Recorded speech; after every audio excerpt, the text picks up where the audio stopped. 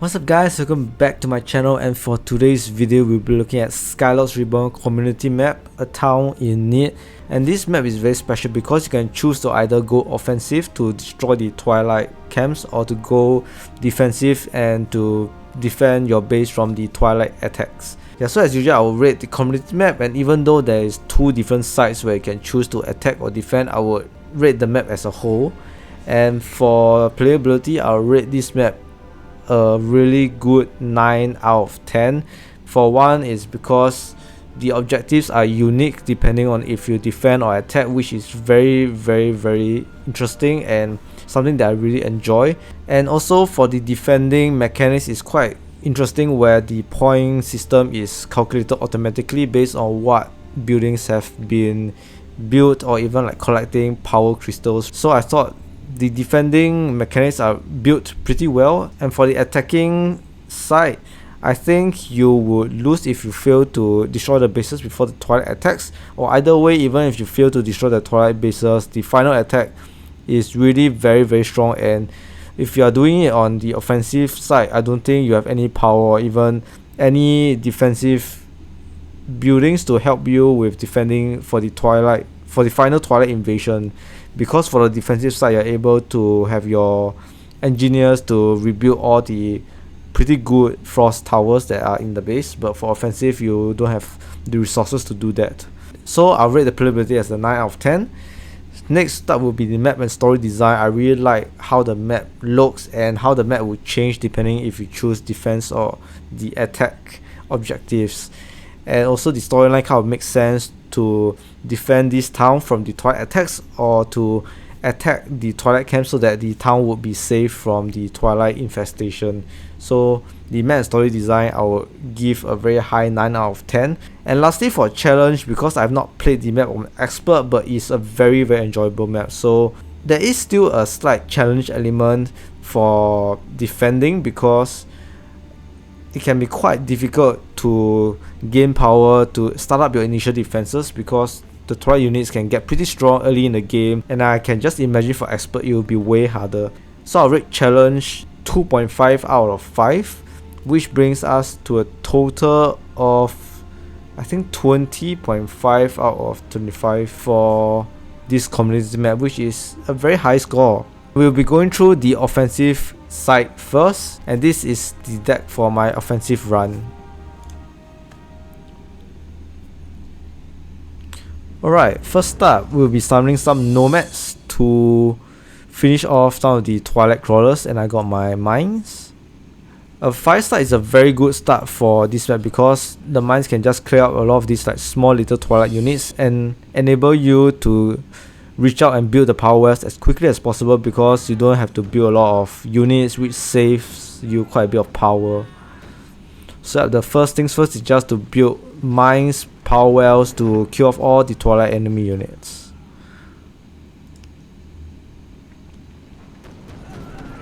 Yep, and once done, make sure to build your power well and your monument. A tip is to not move on to attack the enemy base first, because what you would do is that the engineer will follow you, and if the engineer dies you will lose the game.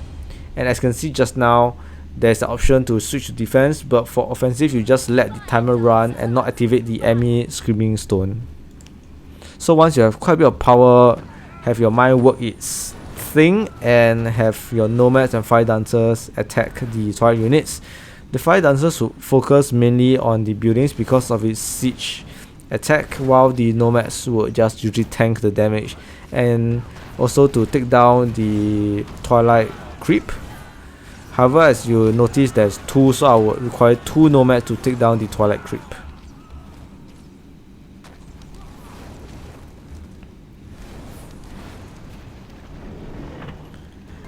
It's very important to not attack the enemy camp prematurely, because if your engineers die you lose the game, but later on in the game you're able to send the engineers back for a while by activating the screaming stone, so that they get to go back to their base and be safe from the Twilight enemy units. Yep, so once you clear out the first camp, build the power wells, and slowly like rebuild your army again so that you can get rid of these like slightly bigger base.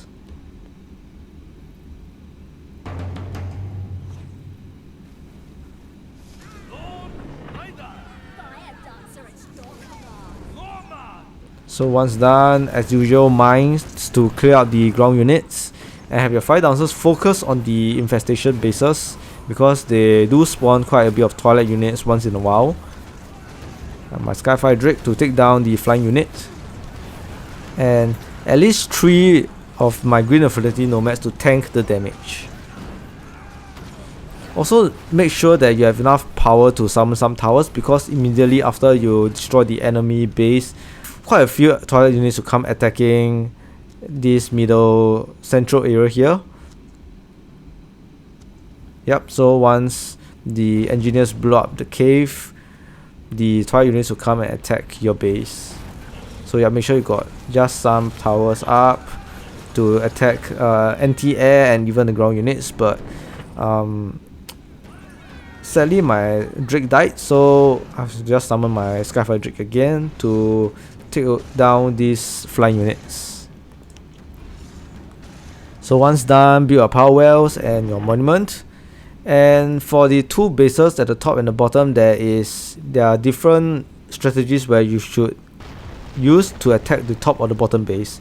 And as you can see, the top base are mainly a lot of flying units, and they also have the Twilight Whisperer, so I highly recommend you to not use too many ranged units, because the Whisperers can blind your ranged units. But for the bottom part, is mainly ground units, and what you need to do is just to have a very solid ranged units or even towers to get rid of the ground units here.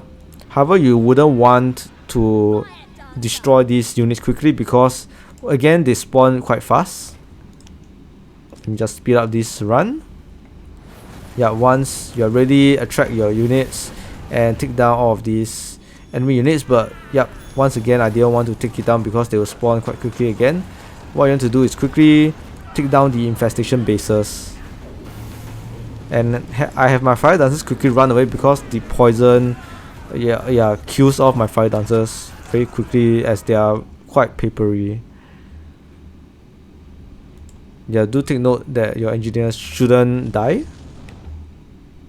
Protect them, and once you destroy the base, there are enemy units that will come attacking from the cave.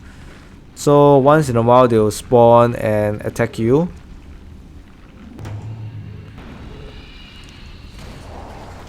So there's 2 different methods you can take from here. You can either stay on tier 3, build some defensive towers to prevent your third orc from getting destroyed, and move on to capture and kill off this entire base, and once this base is destroyed, you win the game.